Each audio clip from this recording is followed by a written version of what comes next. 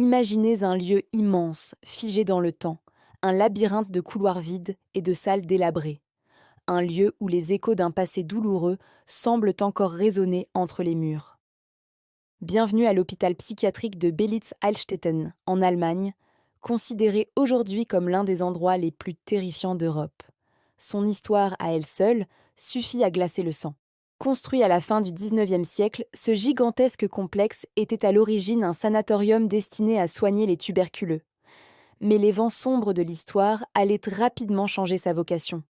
Durant la Première, puis la Seconde Guerre mondiale, Belitz-Heilstätten est devenu un hôpital militaire accueillant des milliers de soldats blessés.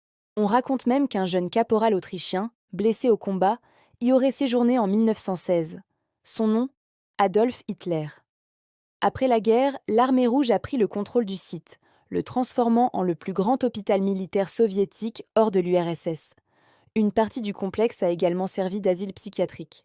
Les archives allemandes de l'époque décrivent des conditions de vie et de soins extrêmement difficiles, une surpopulation constante et un taux de mortalité tragiquement élevé. C'est dans cette atmosphère lourde de souffrance que les premières histoires étranges ont commencé à circuler. Depuis son abandon progressif après la réunification allemande, Belitz-Heilstätten est devenu un terrain de jeu pour les explorateurs urbains et les chasseurs de fantômes du monde entier. Et les témoignages qu'il rapporte sont troublants de similitudes. Beaucoup affirment avoir vu des silhouettes fugaces se dessiner aux fenêtres brisées des anciens pavillons. Des lumières vacillantes apparaîtraient et disparaîtraient dans des bâtiments pourtant privés d'électricité depuis des décennies. La nuit, des explorateurs courageux ou inconscients qui ont osé camper sur le site jurent avoir entendu des cris lointains, des chuchotements indistincts ou même le bruit métallique d'instruments chirurgicaux tombant sur le carrelage. Des centaines de photos et de vidéos circulent sur Internet, documentant ces phénomènes. On y voit des orbes lumineux, des ombres inexpliquées, et on y entend parfois des voix capturées par des enregistreurs audio, ce qu'on appelle des phénomènes de voix électroniques. L'un des récits les plus persistants concerne le bâtiment de la chirurgie. Des visiteurs racontent avoir ressenti une soudaine sensation d'oppression, une tristesse accablante ou même une colère inexplicable en entrant dans l'ancien bloc opératoire. Certains décrivent une odeur persistante d'antiseptique et de sang, des décennies après la fermeture. Ces sensations sont si intenses que beaucoup sont contraints de quitter les lieux précipitamment, se sentant observés, voire menacés. Un autre point chaud serait l'ancienne section des femmes, où les témoignages font état de pleurs de bébés et de silhouettes féminines errant dans les couloirs. Serait-ce l'écho des tragédies personnelles qui se sont jouées ici? Des mères séparées de leurs enfants, des âmes perdues dans la détresse de leur maladie? Bien sûr, une analyse rationnelle est nécessaire. Les sceptiques ont des explications pour la plupart de ces phénomènes.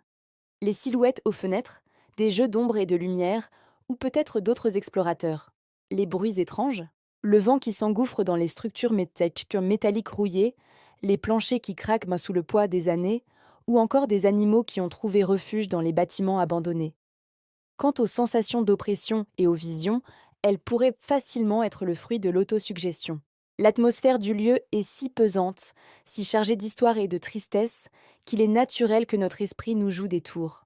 Notre cerveau, influencé par les histoires que nous avons entendues, peut créer des hallucinations visuelles ou auditives pour correspondre à nos attentes. C'est un mécanisme psychologique bien connu.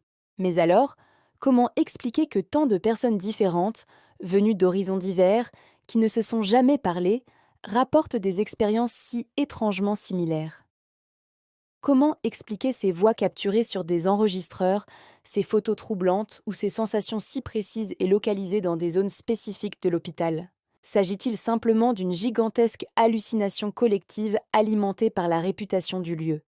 Ou bien Belitz-Heilstätten est-il réellement une porte ouverte sur autre chose?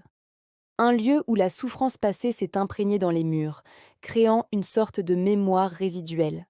Alors, pour vous, s'agit-il de véritables phénomènes paranormaux ou simplement de l'effet anxiogène d'un lieu abandonné? Votre avis m'intéresse énormément. Partagez vos théories dans les commentaires, lançons le débat tous ensemble. Si ce genre d'enquête vous plaît, n'oubliez pas de liker la vidéo et surtout de vous abonner pour ne pas manquer la suite de cette série sur les lieux les plus mystérieux du monde. Merci d'avoir regardé et à très bientôt